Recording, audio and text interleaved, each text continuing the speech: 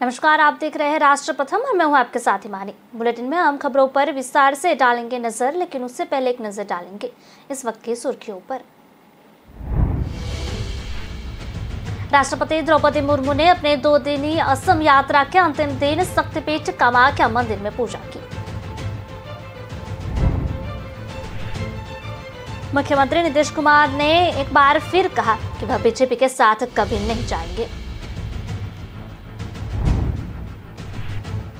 Deputy CM Brajesh Pathak के काफिले में शामिल हुए एम्बुलेंस पुलिस एक्सपोर्ट वाहन में जाम।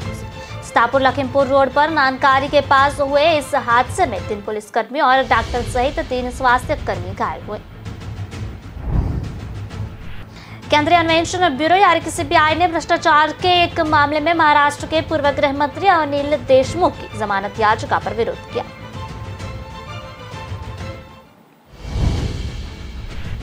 दिल्ली शराब घोटाला केस में ईडी ने शुक्रवार को दिल्ली में 25 जगह पर छापेमारी की। इसी दौरान एजेंसी ने राजधानी के कई शराब कारोबारियों को आवासों सहित कई ठिकानों पर तलाशी ली। चलिए बुलेटिन की खबरों को देखते हैं विस्तार से और बात करते हैं राष्ट्रपति द्रौपदी मुर्मू ने अपने 2 दिवसीय असम यात्रा के अंतिम दिन शक्तिपीठ कामाख्या मंदिर में पूजा की। उन्होंने अपनी बेटी इतिश्री मुर्मू के साथ देवी मंदिर की परिक्रमा भी की। गुरुवार को उन्होंने भारतीय प्रौद्योगिकी संस्थान गुवाहाटी यानी कि IIT गुवाहाटी में विभिन्न परियोजनाओं का भी उद्घाटन और शिलान्यास किया था। राष्ट्रपति मुर्मू के कामाख्या मंदिर दौरे के वक्त असम के राज्यपाल जगदीश मुखी, मुख्यमंत्री हेमंत बिश्व शर्मा भी वहां मौजूद थे। इससे पहले राष्ट्रपति मुर्मू ने इस साल की शुरुआत में हुए राष्ट्रपति चुनाव के प्रचार के दौरान कामाख्या देवी के दर्शन कर आशीर्वाद भी प्राप्त किए। कामाख्या मंदिर के पुजारी ने बताया कि राष्ट्रपति और उनकी बेटी ने आज मंदिर में गर्भगृह में पूजा की और परिक्रमा भी की। इस बीच राष्ट्रपति मुर्मू ने कहा कि असम के मुख्यमंत्री हेमंत बिश्व शर्मा द्वारा उन्हें राज्य की बेटी कहना गर्व की बात है। उन्हें घर जैसा महसूस हुआ और उन्हें विभिन्न विकास परियोजनाओं, विशेष रूप से 4 श्रमिकों के लिए और महिला सशक्तिकरण के लिए असम सरकार की सराहना की। उन्होंने कहा कि यह एक कार्यक्रम में वर्चुअल मोड पर केंद्र और राज्य सरकार की विभिन्न परियोजना का भी आधारशिला रखने के बाद कहा कि केंद्र बुनियादी ढांचे, कनेक्टिविटी और अन्य सभी क्षेत्रों को बढ़ावा देकर अपना योगदान दे रहा है। राष्ट्रपति ने कहा कि मुझे राज्य की बेटी कहने के लिए मुख्यमंत्री को धन्यवाद देना चाहती हूँ। इस बात ने मेरे दिल को छू लिया है। मुझे यहाँ से जो स्वागत मिला है उसने मुझे घर जैसा महसूस कराया है। मैं जल्द ही लौटूंगी।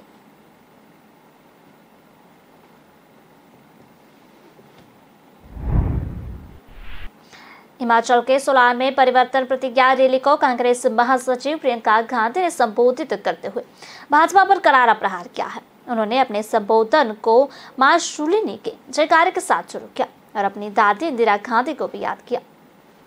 उन्होंने कहा कि हिमाचल की बर्फ में इंदिरा गांधी की अस्थियां भी हैं। इंदिरा गांधी जानती थी हिमाचल के लोगों को हौसले को।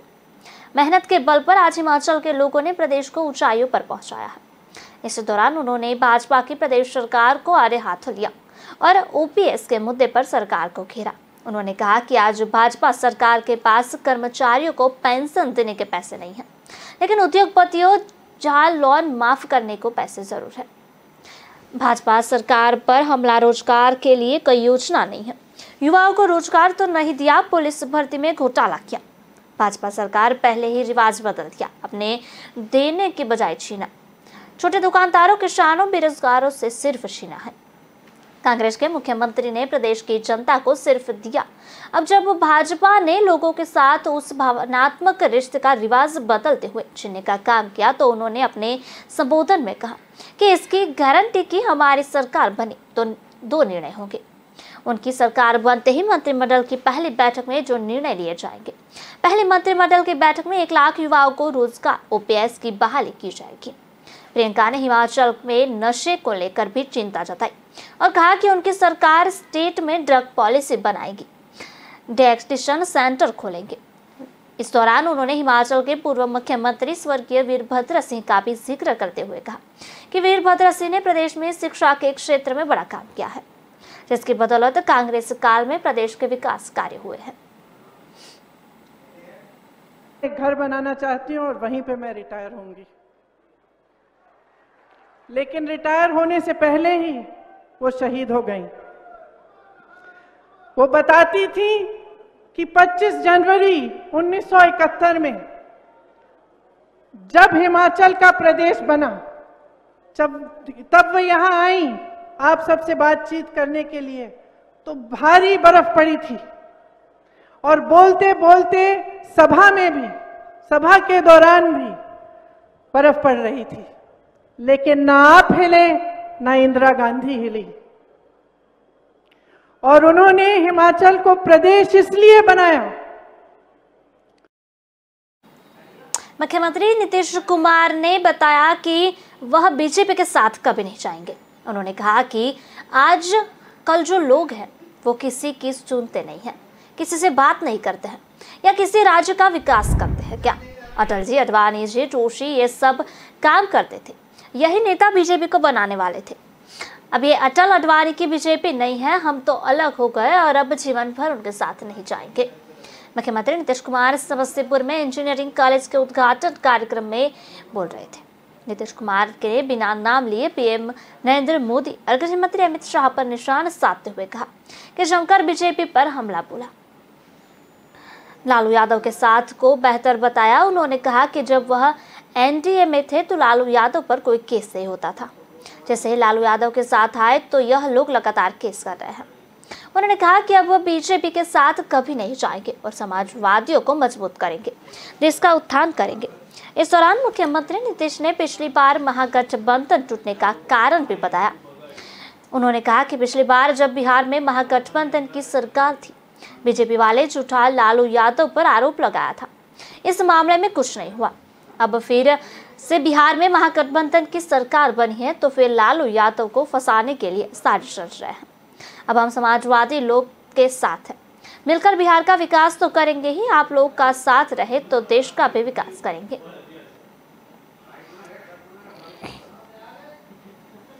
ध्यान दीजिए, जीवन भर हम किसी भी तरह से उन लोगों के साथ फिर नहीं जाएंगे। हम लोग साथ जो पुराने समाजवादी हैं एक साथ रहेंगे। इनके पहले वाले जो लोग थे वो लोग कितना काम करते थे आपको हमने बता दिया। अटल जी, अडवाणी जी, जोशी जी, ये सब काम करते थे। इनके असली नेता वही थे। सऊदी अरब सरकार ने हज या उम्रा करने वाली महिलाओं के लिए महरम की अनिवार्यता खत्म कर दी है। अब कोई भी महिला बिना महरम यानी कि पुरुष साथी के हज या उम्रा जाने के लिए सऊदी अरब जा सकती है। सऊदी अरब के हज और उम्रा मंत्री डॉक्टर तौफीक बिन फौजान अल राबिया ने इसकी घोषणा की है। हज मंत्री के पूर्व सलाहकार रहे फतेह इब्राहिम हुसैन के मुताबिक यह फैसला देश में महिलाओं की मौजूदा सुरक्षा व्यवस्था को देखते हुए लिया गया है। देश में परिवहन के साधनों के साथ साथ सुरक्षा भी बढ़ा दी गई है, इसलिए महिलाओं का यहां आना आसान हो गया है। ऐसी कोई महिलाएं हैं जो बिना महरम के काम करने के लिए सऊदी अरब आती है, उनके साथ यहाँ कोई दुर्घटना नहीं हुई है, महिलाओं को कोई खतरा नहीं है, क्योंकि इससे पीछे कोई अब कारण मौजूद नहीं है। इस्लाम के मुताबिक महरम परिवार का एक सदस्य होता है जिसके साथ विवाह को इस्लाम में अवैध माना जाता है, यानी वह पुरुष जिसके साथ रहते हुए महिला को पर्दा करना या हिजाब से ढकने की जरूरत नहीं होती। महिला के पति को भी महरम में शामिल किया जाता है। यह पहला मौका नहीं है जब महिलाओं से जुड़ा कोई बड़ा फैसला हुआ हो। सऊदी सरकार ने इससे पहले 2001 में भी महिलाओं को पहली बार पहचान पत्र दिया था। साथ ही में इसके बाद 2005 में जबरन शादी जैसी कुप्रथा को भी खत्म कर दिया गया। 2015 में वोट देने का अधिकार मिला और 2018 में महिलाओं को ड्राइविंग लाइसेंस भी दिया गया।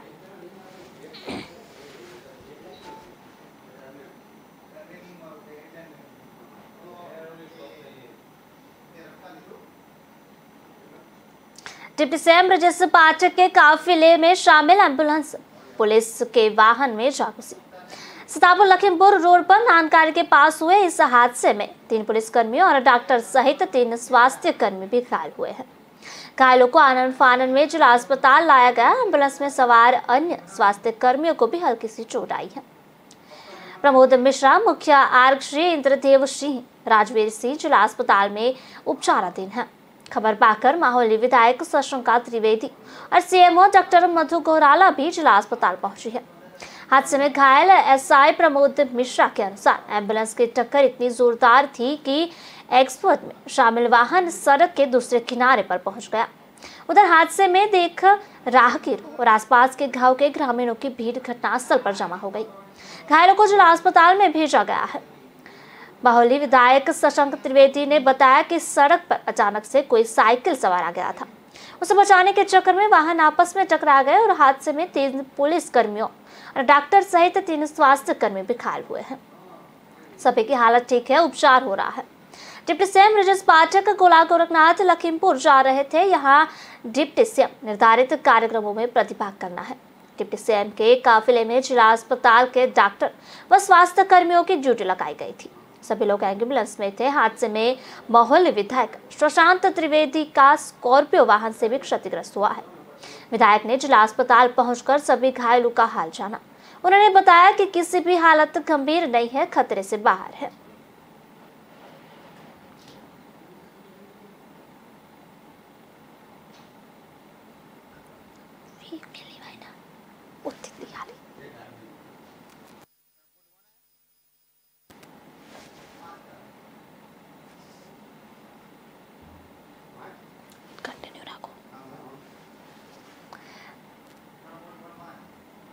हरियाणा के गुरुग्राम जिले में मस्जिद पर हमला किया और नमाजियों से मारपीट की। तोड़फोड़ करने के बाद मस्जिद के बाहर ताला लगा दिया। जब मस्जिद के बाहर लोग जमा होने लगे तो आरोपी मौके से भाग गए।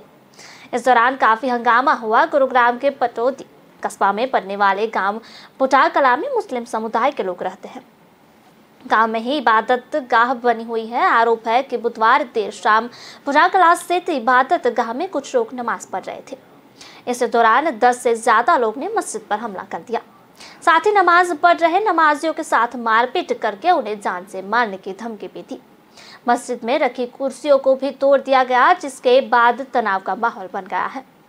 हंगामे का एक वीडियो सोशल मीडिया पर वायरल हो रहा है। मामले में बिलासपुर थाना पुलिस ने 10 से ज्यादा लोगों के खिलाफ संगीन धाराएं भी एफआईआर दर्ज कर ली है।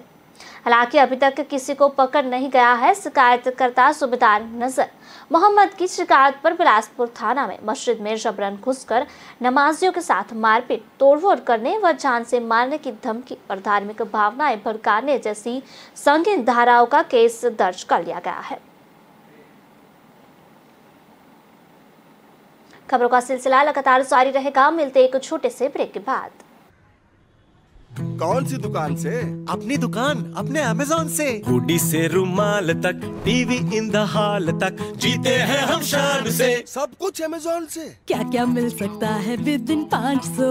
हर बजट में ढेर सारी चॉइसेस देख लो। और पहले ऑर्डर पे तो डिलीवरी भी फ्री। फिर तो और दिखाओ। अमेज़न के भरोसे के साथ हर बजट में जो चाहो वो। फिर अमेज़न खुलते ही दिल कहेगा और दिखाओ। 2 बजे, दिन के 12 बज गए। Say goodbye to the 1950s की टेक्नोलॉजी वाले मेमोरी फोम मैट्रेस को। Meet India's first and only smart grade mattress. इसकी patented technology, there's softness that relaxes your pressure points and firmness that supports your back. Memory foam है बकवास, Sleep Company mattress is झकास। Log on to the sleepcompany.com. दिल का परिंदा उड़ चला, अंदाज अपना मन चला, खुद की तो सुन ले, जी भर के जी ले, रुकना ना तू अब ठहर। Lyra, anytime, anywhere. Lyra, everybody loves to wear. Lyra, anytime, anywhere.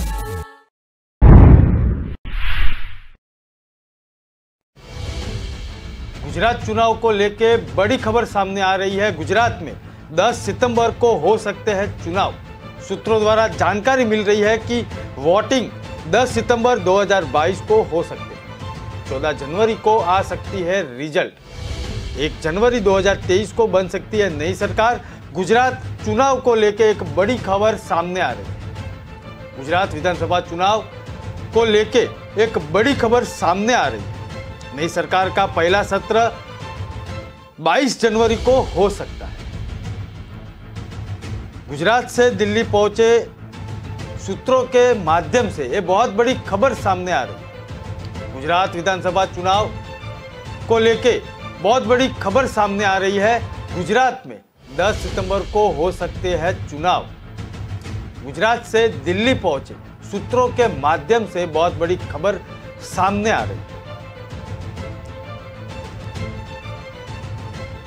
चुनाव आयोग ने कल हिमाचल प्रदेश की तारीख बता दी है और उसके बाद गुजरात में कब चुनाव होंगे इसकी अटकलें तेज हो चुकी। महत्वपूर्ण है कि हिमाचल विधानसभा और गुजरात विधानसभा के कार्यकाल की समाप्ति के बीच 40 दिनों का अंतर हो, यानी कि दोनों चुनाव के बीच जगह रखने की और तैयारी करने के लिए पर्याप्त समय भी चुनाव आयोग को चाहिए।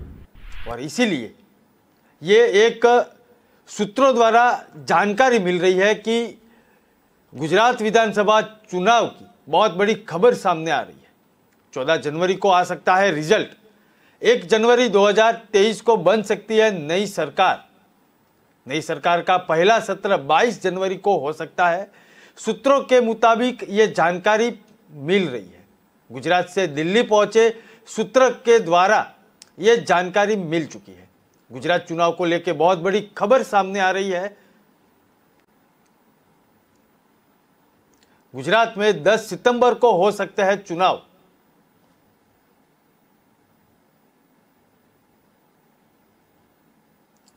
गुजरात चुनाव को लेकर बहुत बड़ी खबर सामने आ रही है।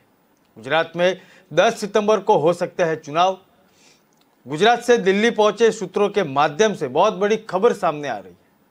नई सरकार का पहला सत्र 22 जनवरी को हो सकता है। 1 जनवरी 2023 को बन सकती है नई सरकार। 14 जनवरी को आ सकता है रिजल्ट। वोटिंग 10 सितंबर 2022 को हो सकता है। गुजरात चुनाव को लेके बहुत बड़ी खबर सामने आ रही है।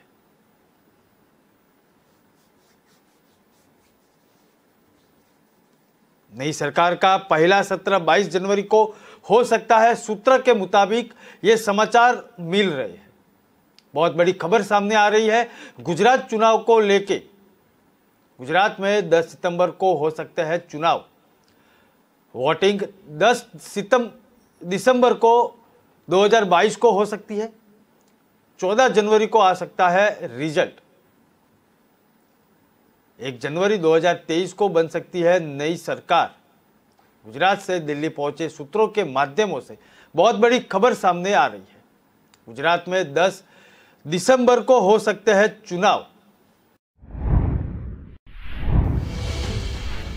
पंजाब के सीएम भगवंत मान ने हरियाणा के सीएम मनोहर लाल खट्टर से मीटिंग के बाद स्वायल नहर के निर्माण से इनकार कर दिया।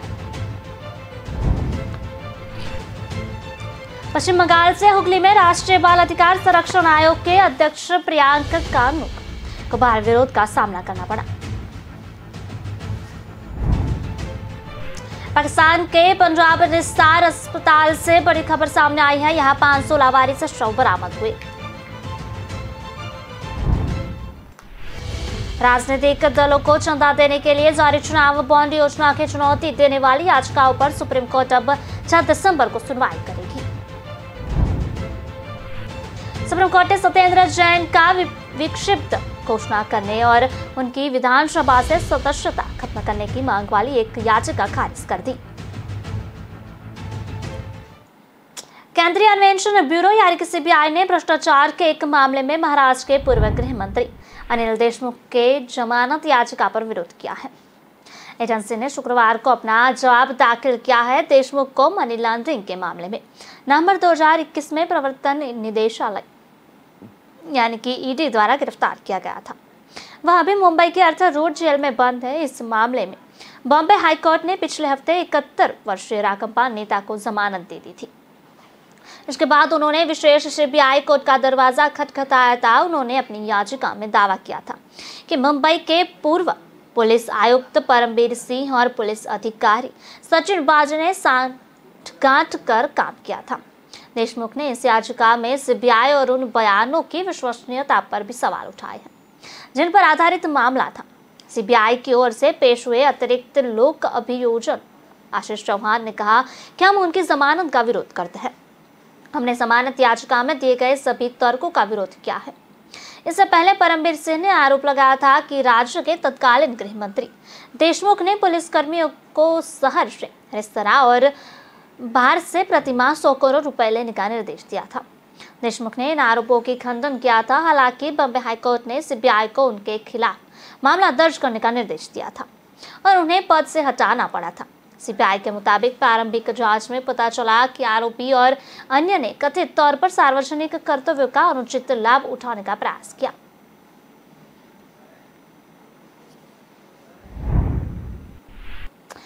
बॉम्बे हाईकोर्ट की फटकार के बाद बृहद मुंबई नगर निगम यानी कि बीएमसी ने अंधेरी उपचुनाव के लिए ऋतुजा लटके का इस्तीफा स्वीकार कर लिया है। अधिकारियों ने बताया कि बम्बई उच्च न्यायालय के आदेश के बाद उनका इस्तीफा स्वीकार कर लिया गया है और सुबह करीब 10 बजे लटके को स्वीकृति पत्र भी जारी कर दिया जाएगा। बीएमसी के अधिकारी ने बताया कि उच्च न्यायालय के निर्देश के तुरंत बाद गुरुवार को ही लटके का इस्तीफा स्वीकार कर लिया था, लेकिन स्वीकृति पत्र उन्होंने आज प्राप्त किया। खबर है कि आज ही लटके अंधेरी पूर्व विधानसभा उपचुनाव के लिए ठाकरे गुट के उम्मीदवार के रूप में अपना नामांकन दाखिल करने वाली है। इस साल उन्हें पति व मौजूद विधायक रमेश लटके के निधन के बाद यह सीट खाली हो गई थी। बता दें कि ऋतुजा लटके ने उम्मीदवार के रूप में उनके नाम के ऐलान के तुरंत बाद ही 3 अक्टूबर को अपना इस्तीफा बीएमसी को सौंप दिया था। हालांकि 12 अक्टूबर तक इसे स्वीकार नहीं किया गया था। इसके बाद उन्होंने उच्च न्यायालय का भी रुख किया था। याचिका में बताया गया था कि ऋतुजा लटके 2006 में बीएमसी में कार्यरत है। वह उपचुनाव लड़ना चाहती थी। याचिकाकर्ता ने अपने इस्तीफा 3 अक्टूबर को बीएमसी को सौंप दिया था। सभी औपचारिकताएं भी पूरी कर ली गई थी और लेकिन बीएमसी ने आज तक उन्हें इस्तीफे को मंजूरी नहीं दी है।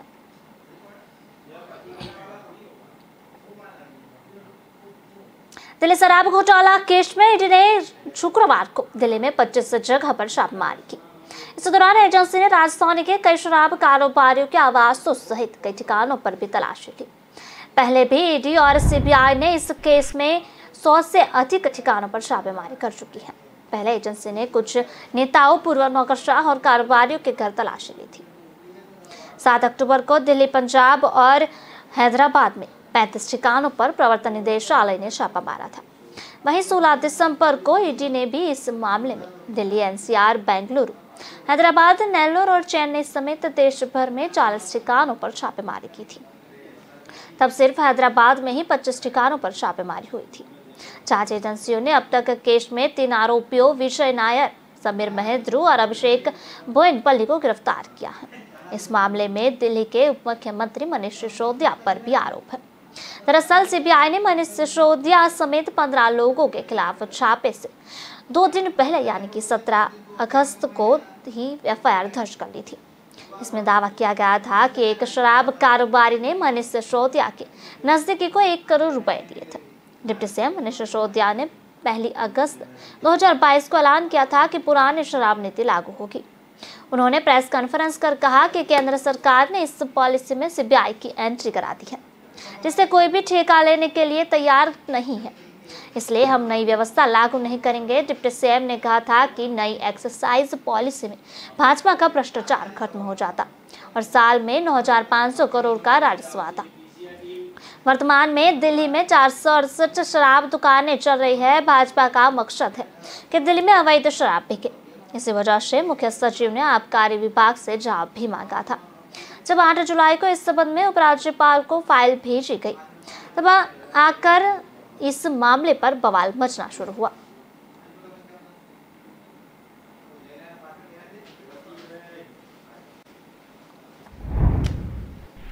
बॉम्बे हाईकोर्ट की नागपुर बेंच ने दिल्ली यूनिवर्सिटी के पूर्व प्रोफेसर जयंत साईबाबा और 5 अन्य को भी आरोपों से बरी कर दिया है। कोर्ट ने उन्हें तत्काल जेल से रिहा करने का आदेश दिए हैं। जस्टिस रोहित देव और जस्टिस अनिल पानसरे की बेंच ने उन्हें तत्काल रिहा करने का भी आदेश दिया है। 5 साल पहले महाराष्ट्र की एक और लोअर कोर्ट ने माओवादी से लिंक मामले में उन्हें और अन्य 5 को दोषी ठहराया था। कोर्ट ने उन सभी को यूएपीए के तहत उम्र कैद की सजा भी सुनाई थी, जिसके खिलाफ साईबाबा ने बॉम्बे हाईकोर्ट में याचिका दायर की थी। हाईकोर्ट ने मामले में 5 अन्य दोषियों महेश तिर्की, पांचू नरेटू, हेम मिश्रा, प्रशांत राही और विजयन तिर्की को भी बरी किया है। 5 आरोपियों में से एक पांडु नरेटो की 1.5 महीने पहले मौत हो गई थी। वह 33 साल के थे और उन्हें स्वाइन फ्लू हुआ था।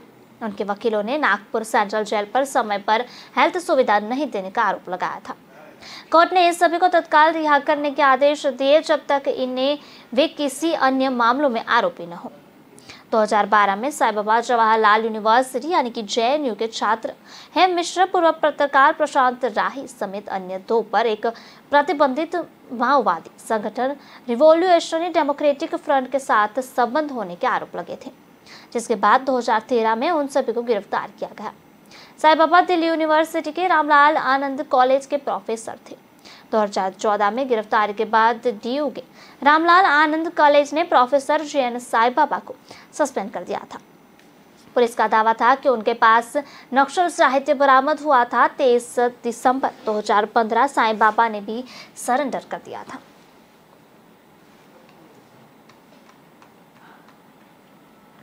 पंजाब के CM भगवंत मान ने हरियाणा के CM मनोहर लाल खट्टर से मीटिंग के बाद SYL नहर के निर्माण से इनकार कर दिया है।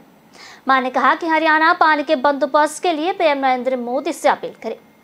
मान ने बताया कि साल 1981 में हुए SYL एग्रीमेंट को 42 साल बाद लागू नहीं किया जा सकता है। भगवंत मान ने कहा कि पहले पंजाब के पास 4.22 मिलियन फीट पानी था और अब कुल 12.24 मिलियन एकड़ पानी ढह गया है, जबकि हरियाणा के पास 14.10 मिलियन फीट पानी है। अन्य नदियों का पानी भी हरियाणा के पास है, जिसे किसी खाते में नहीं डाल रखा है। मान ने कहा कि जब पंजाब के पास पानी ही नहीं है तो फिर SYL का निर्माण क्यों किया जाए। उन्होंने कहा कि पंजाब में पानी 600 फीट पर जा चुका है। मान ने कहा कि सतलुज और ब्यास अब दरिया नहीं बल्कि नदी बन गई है। 1981 में जब समझौता हुआ तब पंजाब के पास 18.56 मिलीमीटर पानी था और अब 12.636 है। उस समय के एग्रीमेंट को लागू नहीं किया जा रहा सकता। सतलुज यमुना लिंक SYL नहर विवाद को सुलझाने के लिए सुप्रीम कोर्ट के आदेश पर चंडीगढ़ में पंजाब और हरियाणा के CM की मीटिंग की गई। पंजाब और हरियाणा के CM की मीटिंग चंडीगढ़ स्थित हरियाणा निवास पर हुई। पंजाब सरकार और सभी विपक्षी दल हरियाणा के लिए पानी न होने की बात कर रहे हैं। वह हरियाणा सरकार ने भी पानी पर हरियाणा का हक होने का और सुप्रीम कोर्ट के फैसले पर उनके पक्ष में बताया है। पंजाब के CM भगवंत मान ने कहा कि पंजाब की पहले सरकारों ने ही मामले में अड़चन पैदा की है, तो ऐसे में उनके ऑल पार्टी मीटिंग करने से क्या फायदा। मान ने SYL नहर को पहले ही सरकार की नाकामी बताया। इससे पहले पंजाब के पूर्व CM कैप्टन अमरिंदर सिंह, पूर्व डिप्टी CM पंजाब सुखबीर सिंह बादल और कांग्रेस के प्रधान अमरिंदर सिंह राजा वड़िंग ने CM भगवंत मान से ऑल पार्टी मीटिंग और अपना स्टैंड करने को कहा था। बुलेटिन में समय हो चला है ब्रेक का। ब्रेक के बाद देखते हैं खबरों को रफ्तार से।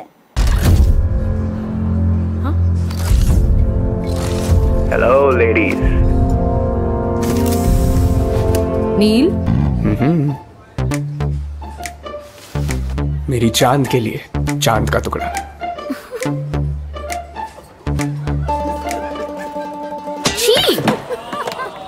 सो चीजी नील, यंग रोमांस है हमारा, कुछ हटके कुछ अलग करके दिखाओ यार। एक्सक्यूज मी, कुछ अलग देखना है? आपके Amazon शॉपिंग ऐप में है मिनी टीवी।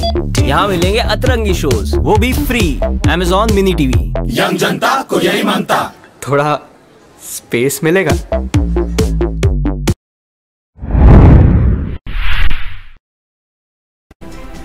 बिहार में जारी डेंगू के बीच उप मुख्यमंत्री तेजस्वी यादव रात अचानक राज्य के सबसे बड़े सरकारी अस्पताल में एक NMCH पहुंचे। इस दौरान उन्होंने मरीजों और उनके परिजनों से भी बातचीत की और उनका हालचाल जाना। तेजस्वी यादव ने इस दौरान पूरे अस्पताल का निरीक्षण भी किया। वहीं डॉक्टरों से डेंगू को लेकर सारी जानकारी दी। इसके अलावा तेजस्वी यादव ने NMCH के स्वास्थ्य कर्मियों की जमकर क्लास भी लगाई।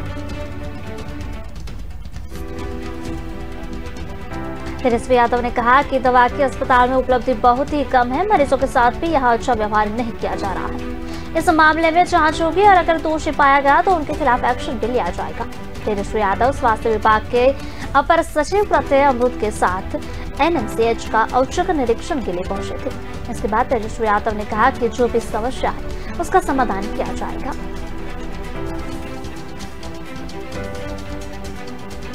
समय पर हम जब तक नहीं उतरेंगे तब तक जमीनी स्थिति के बारे में पता नहीं चलेगा। मैंने पहले भी कहा था कि अस्पताल में मरीजों को हर तरह की सुविधा मुहैया कराई जाए। स्वास्थ्य कर्मियों को भी निर्देश भी दिए गए थे। इसके बाद भी अस्पताल में बहुत सी समस्याओं के बारे में पता चला है। पेरिस ने कहा कि अस्पताल में ड्यूटी के दौरान डॉक्टर और नर्स द्वारा मरीजों के साथ अच्छा व्यवहार नहीं किया जा रहा है। मरीजों को कोई भी नहीं देख रहा है। यहाँ की दवा यहाँ सबसे बड़ी समस्या है। असम के मुख्यमंत्री हिमंत बिश्वा शर्मा की सुरक्षा बढ़ाई गई है। केंद्र सरकार ने उन्हें अब CRPF की J+ श्रेणी की सुरक्षा प्रदान की है। अभी तक शर्मा को उत्तर पूर्वी क्षेत्र में Z श्रेणी की सुरक्षा मिली हुई थी, लेकिन अब उन्हें पूरे भारत में J+ श्रेणी की सुरक्षा प्रदान की जाएगी। अधिकारियों ने बताया कि मुख्यमंत्री की सुरक्षा समीक्षा के बाद गृह मंत्रालय ने उनकी सुरक्षा बढ़ाने का निर्देश दिया था और इसके बाद CRPF को आखिर भारतीय आधार पर अपनी सुरक्षा को Z+ की शीर्ष श्रेणी में अपग्रेड करने का निर्देश दिया गया। बॉम्बे हाईकोर्ट की फटकार के बाद बृहद मुंबई नगर BMC ने अंधेरे उपचुनाव के लिए ऋतुजा लटके का इस्तीफा स्वीकार कर लिया है। अधिकारियों ने बताया कि बम्बई उच्च न्यायालय के आदेश के बाद उनका इस्तीफा स्वीकार कर लिया गया है और आज सुबह करीब 10 बजे लटके को स्वीकृति का पत्र भी जारी कर दिया है। उन्होंने BMC के अधिकारी ने बताया कि उच्च न्यायालय के निर्देश के तुरंत बाद गुरुवार को ही लटके का इस्तीफा स्वीकार कर लिया था, लेकिन स्वीकृति पत्र उन्होंने आज प्राप्त किया। खबर है कि आज ही लटके अंधेरी पूर्व विधानसभा उपचुनाव के लिए ठाकरे गुट के उम्मीदवार के रूप में अपना नामांकन दाखिल करने वाले हैं। इस साल उनके पति व मौजूदा विधायक रमेश लटके निधन के बाद यह सीट खाली हो गई थी। बता दें कि ऋतुजा लटके ने उम्मीदवार के रूप में उनके नाम के ऐलान के तुरंत बाद ही 3 अक्टूबर को अपना इस्तीफा BMC को सौंप दिया था। हालांकि 12 अक्टूबर तक इसे स्वीकार नहीं किया गया था। इसके बाद उन्होंने उच्च न्यायालय का रुख किया था। याचिका में बताया गया कि ऋतुजा लटके 2006 से BMC में कार्यरत है और वह उपचुनाव लड़ना चाहती है। याचिकाकर्ता ने अपनी इस्तीफा 3 अक्टूबर को BMC को सौंप दिया था। सभी औपचारिकताएं भी पूरी कर ली गई, लेकिन BMC ने आज तक उनके इस्तीफे को मंजूरी नहीं दी है। बॉम्बे हाईकोर्ट ने BMC से अंतरिम उपचुनाव के लिए ऋतुजा लटके का इस्तीफा स्वीकार करने के लिए कहा था। इसके लिए फटकार भी लगाई थी। कोर्ट ने BMC को सुबह 11 बजे तक इस्तीफा स्वीकृति पत्र जारी करने का निर्देश दिया। बीजेपी नेता सुशील मोदी ने कहा कि अगर नीतीश कुमार भारतीय जनता पार्टी के मात्र संगठन राष्ट्रीय स्वयंसेवक संघ को गांधी का हत्यारा मानते हैं तो हमारे साथ 22 साल क्यों थे। महागठबंधन सरकार पर हमलावर रहने वाले सुशील मोदी ने कहा कि नीतीश कुमार को संघ से इतना परहेज था तो वे अटल बिहारी वाजपेयी की सरकार में केंद्रीय मंत्री क्यों बने थे। इसके साथ ही सुशील मोदी ने सवाल किया, संघ के द्वितीय सरसंघचालक गुरु गोवलकर की जन्म शती मनाई गई तो नीतीश कुमार ने उसमें शिरकत किया, लेकिन लालू यादव के कृपा पात्र बनने के लिए संघ पर बेतुके आरोप लगा रहे हैं। दरअसल 11 अक्टूबर को JP जयंती के दिन केंद्रीय गृह मंत्री अमित शाह बिहार के दौरे पर पहुंचे थे। तब उन्होंने नीतीश कुमार के JP के अनुयायी होने पर सवाल उठाया और कहा था जो लोग कांग्रेस की गोद में बैठे हैं वह खुद को JP का अनुयायी बता रहे हैं। इसके बाद नीतीश कुमार ने अमित शाह पर तंज किया था और कहा था जिन्हें राजनीति में आए हुए अभी 20 साल हुए हैं उनकी बातों पर क्या कहना। इसके साथ ही नीतीश कुमार ने संघ पर भी सवाल उठाया था। नीतीश कुमार के अमित शाह के उम्र उनके कम राजनीतिक अनुभव पर सवाल उठाने के बाद सुशील मोदी ने कहा नीतीश कुमार जब गृह मंत्री शाह के मुद्दा आधारित सवाल का जवाब न दे सके तब उनकी उम्र पर टिप्पणी करने लगे।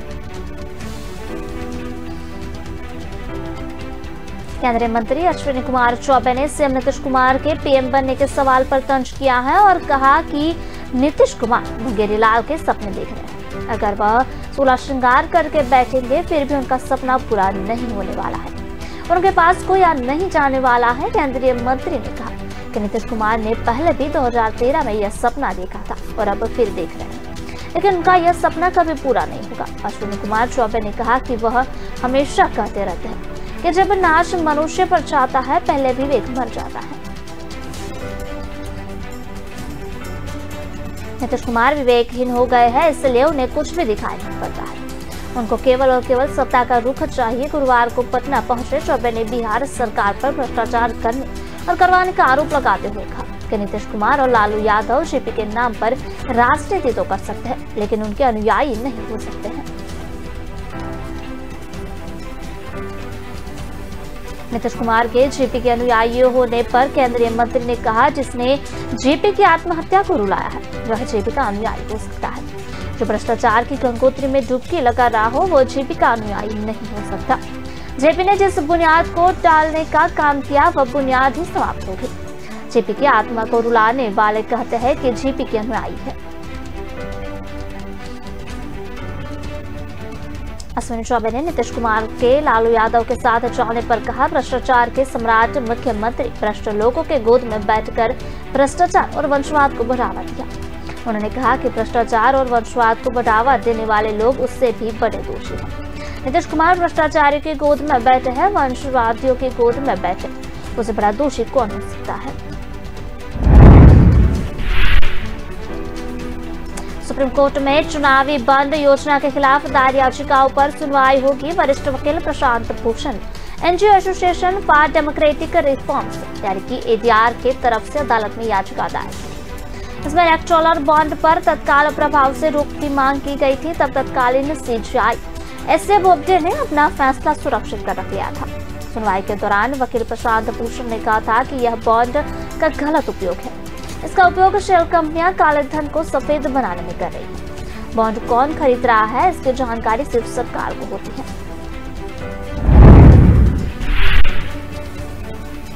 चुनाव आयोग तक इससे जुड़ी कोई जानकारी नहीं ले सकता है। यह राजनीतिक दल को रिश्वत देने का एक तरीका है। इस योजना को 2017 में चुनौती दी गई थी, लेकिन सुनवाई 2019 में शुरू हुई। 12 अप्रैल 2019 को सुप्रीम कोर्ट ने सभी पॉलिटिकल पार्टियों को निर्देश दिया कि वे 30 मई 2019 तक के एक लिफाफे में चुनावी बॉन्ड से जुड़ी सभी जानकारी चुनाव आयोग को दी। हालांकि कोर्ट ने इस योजना पर रोक नहीं लगाई।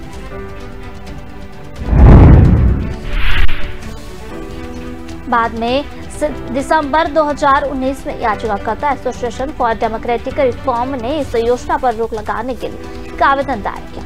इसमें मीडिया रिपोर्ट्स के हवाले से बताया गया कि किस तरह चुनावी बॉन्ड योजना पर चुनाव आयोग और रिजर्व बैंक की चिंताओं को केंद्र सरकार ने दरकिनार किया था। इस पर सुनवाई के दौरान सीजीआई एसए बोबडे ने कहा कि मामले की सुनवाई जनवरी 2020 में होगी। सुनवाई को चुनाव आयोग की ओर इंदौर की भंवरकुआ पुलिस ने मोबाइल लूटकर देश के बाहर बेचने वाले व्यापारियों को पकड़ा है। इस मामले में पकड़ाए व्यापारी रोज नए खुलासे कर रहे हैं। इन व्यापारियों ने अब मोबाइल चोरी में शामिल बाद की गैंग का नाम भी लिया है। इसके बाद अधिकारियों ने आरोपियों को पकड़ने के लिए अलग अलग टीमें बनाई हैं। प्रदीप और सन्नी के पकड़ाने के बाद जेल रोड के कई व्यापारी भूमिगत हो गए हैं और एडिशनल डीसीपी प्रशांत चौबे और एसपी दीपेश अग्रवाल ने आरोपी सन्नी कुदवानी और प्रदीप माधवानी से पूछताछ की। प्रदीप ने बताया कि पीथमपुर, बेटमा और भोपाल के पारदियों से वह लूट, चोरी और ट्रक कटिंग का माल खरीदते थे।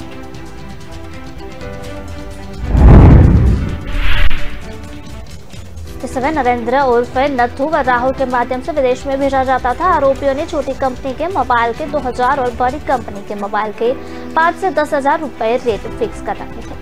घटना के मोबाइल में 3 से 4 लोगों को रुपया बांटता था। हर माह करीब 50,000 से अधिक मोबाइल आरोपियों द्वारा इधर उधर कर दिए जाते थे।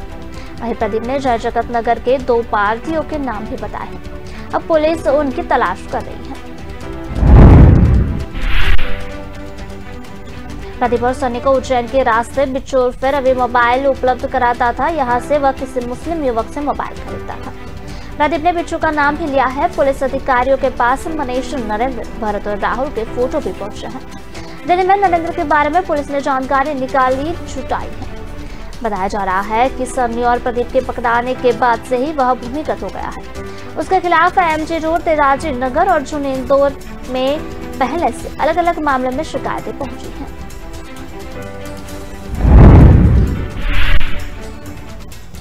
पंजाब के अमृतसर के पास अजनाला में बीएसएफ के जवानों ने एक पाकिस्तानी ड्रोन के पकड़ा है। अजनाला में भारत पाकिस्तान की सरहद लगती है। मिली जानकारी के मुताबिक बीएसएफ के जवानों ने रामदास के बीओपी शाहपुर में देर रात भारत में ड्रोन घुसने की आवाज सुनी। ड्रोन की आवाज सुनकर जवानों ने फायरिंग करनी शुरू कर दी, जिससे ड्रोन जमीन पर गिर गया।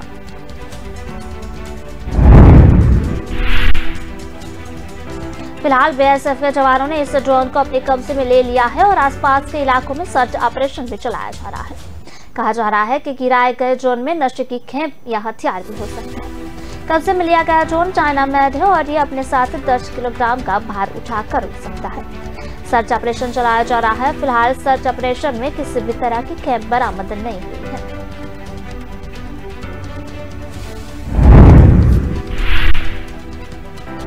इराक की राजधानी बगदाद और उसके आसपास के ग्रीन जोन में गुरुवार को रॉकेट से हमला कर दिया था।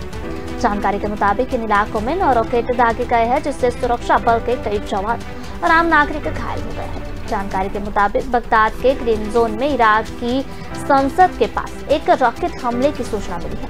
ग्रीन जोन में कई सरकारी भवन और विदेशी मिशन है। इराकी सेना के अनुसार ग्रीन जोन पर बमबारी की गई है। फिलहाल इराकी सेना ने हमले में घायल हुए लोगों की संख्या की सटीक ब्यौरा नहीं दिया।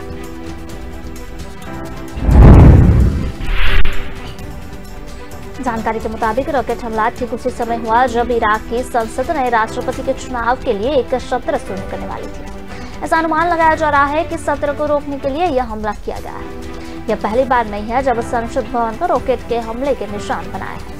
सितंबर में भी ग्रीन जोन में दागे गए थे रॉकेट। पिछले महीने भी 3 रॉकेट ग्रीन जोन को अपना निशाना बनाया था, क्योंकि उस समय भी संसद का सत्र बुलाया गया था। रॉयटर्स के अनुसार बुधवार को इराक के कुर्दिस्तानी क्षेत्र में खोरमोर गैस क्षेत्र में कम से कम 8 रॉकेट दागे गए थे। हालांकि इस हमले में न तो कोई हताहत हुआ और न ही कोई ऑपरेशन प्रभावित हुआ। बगदाद में अगस्त ऑस्ट्रेलियाई राजनयिकों को निशाना बनाकर एक विस्फोट किया गया था। बगदाद में उस स्थान पर विस्फोट लगाया गया था जहां ऑस्ट्रेलियाई राजनयिक का काफिला गुजरने वाला था।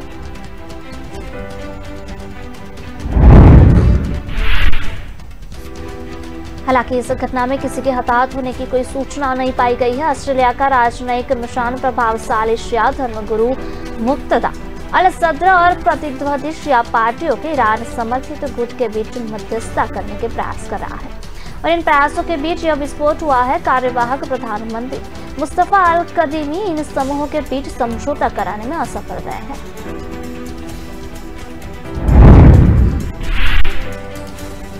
रक्षा मंत्री राजनाथ सिंह ने गुरुवार को कहा कि भारत रक्षा उपकरणों के आयात पर निर्भर नहीं रह सकता है और उसे रहना भी नहीं चाहिए। उन्होंने कहा कि सरकार भविष्य की किसी भी सुरक्षा चुनौती से निपटने के लिए तैयार रहने के वास्ते रक्षा उत्पादन में आत्मनिर्भरता हासिल करने को प्रतिबद्ध है।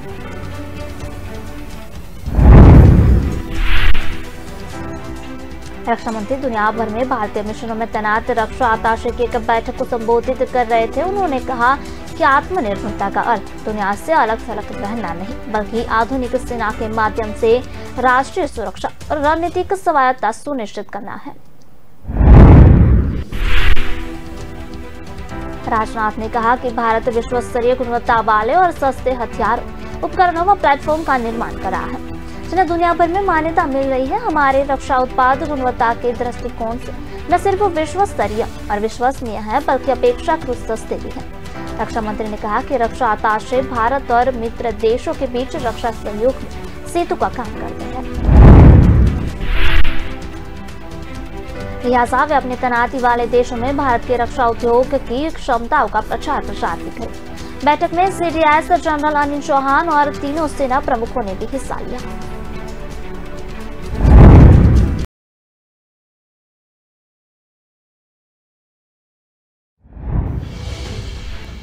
राजस्थान सरकार को सुप्रीम कोर्ट का आदेश, कोरोना से अनाथ हुए बच्चों को मुआवजा दे। 2 हफ्तों में मुआवजा देने के लिए आदेश दिया गया। आत्महत्या से हुई मौतों में 8,040 को मुआवजा। आम आदमी पार्टी मुख्यालय के बाहर प्रदर्शन, गोपाल इटालिया का अभद्र टिप्पणी मामले का प्रदर्शन। अध्यक्ष गोपाल इटालिया को हटाने की मांग, भाजपा नेता और भाजपा महिला मोर्चा ने किया प्रदर्शन। तुर्की में कोयला खदान में विस्फोट होने से 25 लोगों की मौत हो गई। इस धमाके में 28 लोग घायल हुए। मेडिकल कॉलेज एंड हॉस्पिटल पहुंचे तेजस्वी, लापरवाही पर अधीक्षक को किया निलंबित। तेजस्वी ने स्वास्थ्य कर्मियों को क्लास में लगाई।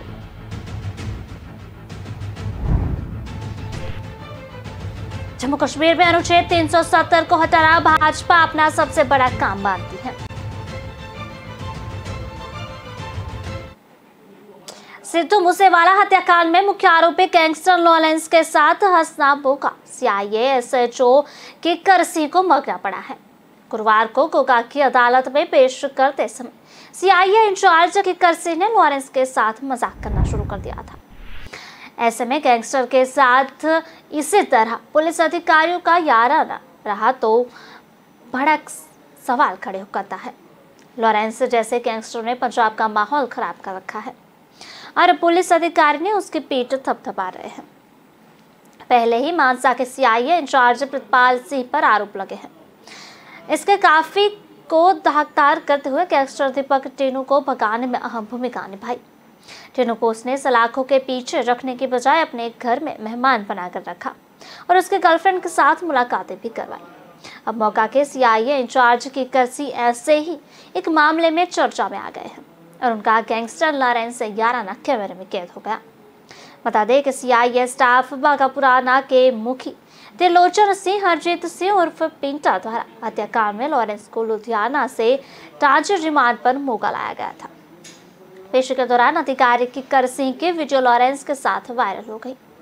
वायरल वीडियो में एसएचओ किक्कर सिंह अदालत में पेशी पर लाए गए गैंगस्टर लॉरेंस की पीठ को थपथपा रहे हैं और उसे कह रहा था कि कल अदालत का ला रास्ता भुला गया। किक्कर सिंह लॉरेंस से कहने लगे कि अदालत का रास्ता भुलाते नाल कीते मैंने भी नहीं भूल गया। तो इतना कहने पर गैंगस्टर लॉरेंस भी उसके साथ हंसने लगे। इस मामले की वीडियो जैसे ही वायरल हुई तो पुलिस ने उच्च अधिकारियों ने गंभीरता से लिया, क्योंकि अभी हाल ही में मनसा सीआईए स्टाफ की हिरासत में गैंगस्टर टीनू भागा है और उसे भगाने में पुलिस अफसर प्रितपाल सिंह ने अहम भूमिका भी निभाई।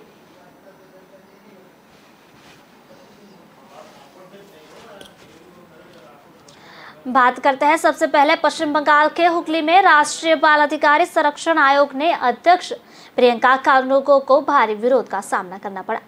वे यहाँ के बचियादी में मृत पाई गई नाबालिग लड़की के परिवार से मिलने पहुंचे। इसी दौरान प्रियंका के काफिले में काले झंडे दिखाए गए। उनके साथ शिकायतकर्ता व भाजपा नेता प्रियंका टिर्बिवार के भी मौजूद रही। उन्हें भी भारी विरोध का सामना करना पड़ा। हालांकि पुलिस ने लोगों को शांत कराया। घटना के बाद बाल अधिकार संरक्षण आयोग के अध्यक्ष प्रियंका कानूको ने कहा कि जब यह सरकार आयोग को सुरक्षा प्रदान नहीं कर सकती तो हम बच्चों की सुरक्षा प्रदान करने में सरकार की विफलता के बारे में अंदाज लगा सकते हैं। उन्होंने कहा कि एक बच्चे की हत्या कर दी गई है। सत्ता पक्ष के गुंडे रास्ता रोक रहे हैं और हमें परिवार से मिलने से रोका जा रहा है। प्रियंका ने कहा कि हम पीड़ित परिवार से मिलकर ही वापस आएंगे।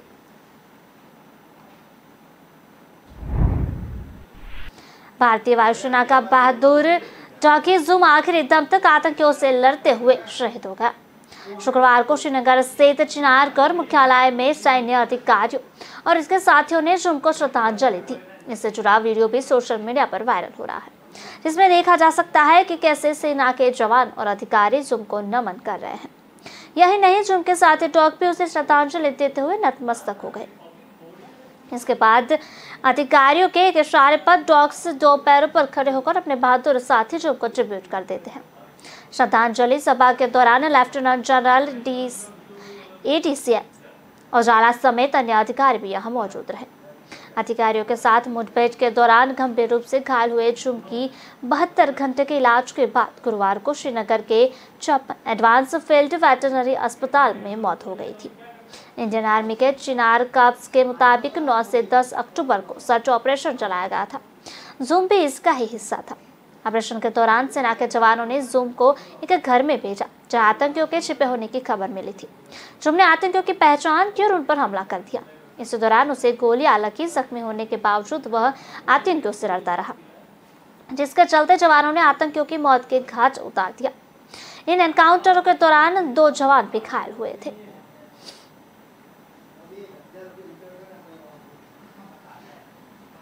पाकिस्तान के पंजाब निसार अस्पताल से बड़ी खबर सामने आ रही है। यहाँ 500 लावारिश शव बरामद हुए हैं। पाया गया है कि सभी लाशों की छाती खुली है और उनके मानव अंगों को निकाल दिया गया है।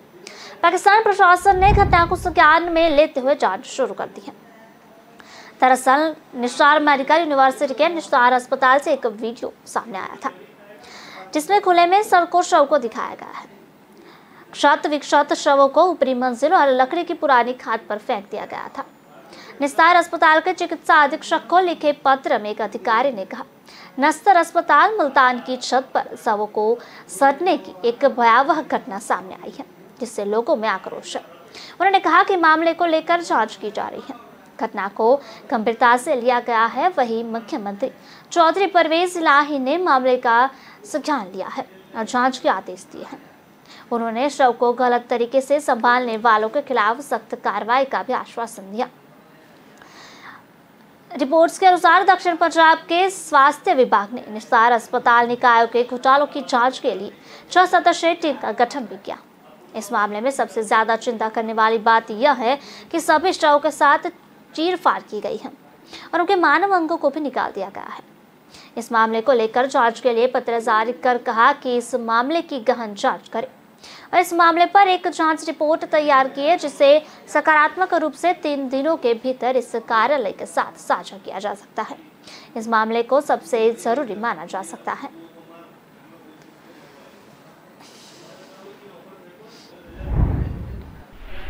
राजीव गांधी हत्याकांड के दोषी नलिनी श्रीहरन की याचिका पर सुप्रीम कोर्ट में सुनवाई टल गई है। उम्र कैद की सजा काट रही नलिनी ने समय पूर्व रिहाई की गुहार लगाई है। शीर्ष कोर्ट उसकी याचिका पर अब 17 अक्टूबर को विचार करेगी। जस्टिस BR गवई व जस्टिस BV नागारत्ना समय अभाव के कारण शुक्रवार को नलिनी की याचिका पर सुनवाई नहीं कर सके। तमिलनाडु सरकार ने गुरुवार को राजीव गांधी की हत्या की दोषी नलिनी व RP रविचंद्रन की समय पूर्व रिहाई का समर्थन किया था। राज्य सरकार ने कहा कि उसने 2018 में ही राज्यपाल को दोषियों को उम्र कैद की सजा में छूट देने की सिफारिश कर दी थी और यह सलाह उनके लिए बंधनकारी हो। 2 अलग अलग हलफनामों में तमिलनाडु सरकार ने शीर्ष कोर्ट से कहा था कि 9 सितंबर 2018 को हुई कैबिनेट बैठक में उसने इस हत्याकांड के 7 दोषियों की दया याचिका पर विचार किया था। उसके बाद उसने राज्यपाल से सिफारिश की थी कि वे संविधान के अनुच्छेद 161 के तहत प्रदत्त अधिकार का इस्तेमाल करते हुए दोषियों को सजा में छूट दें। बता दें कि राजीव गांधी हत्याकांड के आरोपियों को पहले फांसी की सजा सुनाई दी गई थी, लेकिन उनकी सजा में देरी, दया याचिकाओं में विलंब आदि कारणों को देखते हुए शीर्ष कोर्ट ने उसे उम्र कैद में बदल दिया था। दोषी नलिनी श्रीहरन, संगठन मुरुगन, AG पैरारिवरन, रॉबर्ट पायस, जयकुमार और रविचंद्रन को उम्र कैद की सजा भी सुनाई गई। राजनीतिक दलों को चंदा देने के लिए जारी चुनावी बॉन्ड योजना को चुनौती देने वाली याचिकाओं पर सुप्रीम कोर्ट अब 6 दिसंबर को सुनवाई करेगा। उस दिन कोर्ट यह परीक्षण करेगी कि क्या मामले को बड़ी पीठ को सौंपा जाना चाहिए। उधर केंद्र सरकार ने आज योजना का बचाव करते हुए इसे पूरी तरह से पारदर्शी बताया। NGO association for democratic reforms ADR, मार्क्सवादी कम्युनिस्ट पार्टी यानी कि माकपा और अन्य याचिकाकर्ताओं ने चुनावी बॉन्ड योजना को जनहित याचिका के जरिए सुप्रीम कोर्ट में चुनौती दी है। याचिकाओं में जो योजना काले धन को बढ़ावा देने वाली बताया है। इस योजना को केंद्र सरकार ने वित्त अधिनियम 2017 में जरिए लागू किया है। इसमें गुमनाम चुनावी बॉन्ड के जरिए राजनीतिक दलों को चुनावी चंदा देने का प्रावधान है। केंद्र सरकार ने यह भी कहा कि राजनीतिक दलों को चंदा देने की इस योजना को तहत काला धन या बेहिसाबी राशि देने का कोई व्यवस्था नहीं है। जस्टिस BR गवई और जस्टिस BV नागारत्ना की पीठ ने कहा कि यह अहम मामला है। उन्होंने अटॉर्नी जनरल और सॉलिसिटर जनरल से सुनवाई में मदद मांगी। सॉलिसिटर जनरल तुषार मेहता ने पीठ के समक्ष कहा कि चुनावी बॉन्ड के जरिए चंदा प्राप्त करने का तरीका पूरी तरह पारदर्शी है। उन्होंने कहा कि यह व्यवस्था राजनीतिक दलों को नकद चंदा देने का विकल्प के तौर पर लाई गई है। इसका मकसद राजनीतिक चंदे की प्रक्रिया को पारदर्शी बनाता है। ADR की ओर से पेश हुए वकील प्रशांत भूषण ने जांच अप्रैल को तत्कालीन प्रधान न्यायाधीश NV रमन के समक्ष मामले का उल्लेख किया था और कहा था कि यह मामला बहुत ही गंभीर है और इस पर त्वरित सुनवाई की जरूरत है। शीर्ष अदालत ने उस समय NGO की याचिका पर सुनवाई के लिए सूचीबद्ध करने पर सहमति जताई थी, लेकिन इसे अब तक सूचीबद्ध नहीं किया जा सका था।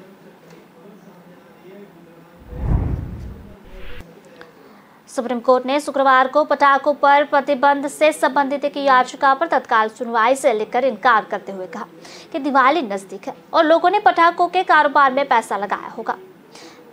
मुख्य न्यायाधीश यू ललित और न्यायमूर्ति हेमंत गुप्ता की पीठ ने कहा कि क्षमा करें, हम अभी उस मामले को सूचीबद्ध नहीं करेंगे।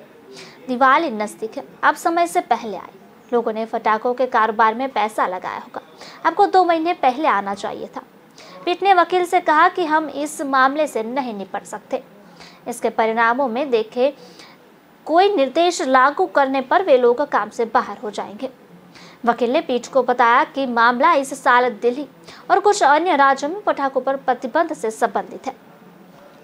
पीठ ने कहा कि क्षमा करें, यह दिवाली के बाद किया जाएगा। शीर्ष अदालत ने गुरुवार को राष्ट्रीय राजधानी में 1 जनवरी 2023 तक सभी प्रकार के पटाखों के भंडारण, बिक्री और उपयोग पर प्रतिबंध लगाने के आदेश के खिलाफ एक याचिका पर तत्काल सुनवाई करने से इनकार कर दिया। शीर्ष अदालत ने तत्काल सुनवाई की मांग करने वाले वकील से कहा कि वह दिल्ली उच्च न्यायालय का दरवाजा खटखटाए।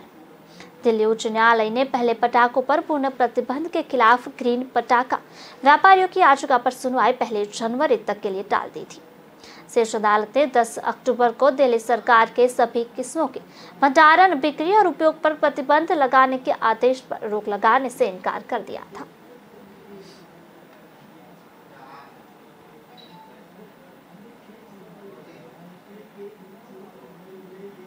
फिलहाल खबरों में बस इतना ही। विस्तार से खबरें पढ़ने के लिए आप हमारी वेबसाइट का भी प्रयोग कर सकते हैं।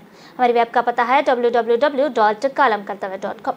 हमारी कलम ही हमारा कर्तव्य है। इसी उद्देश्य के साथ आप खबरों को राष्ट्रप्रथम के साथ देखते रहिए। नमस्कार।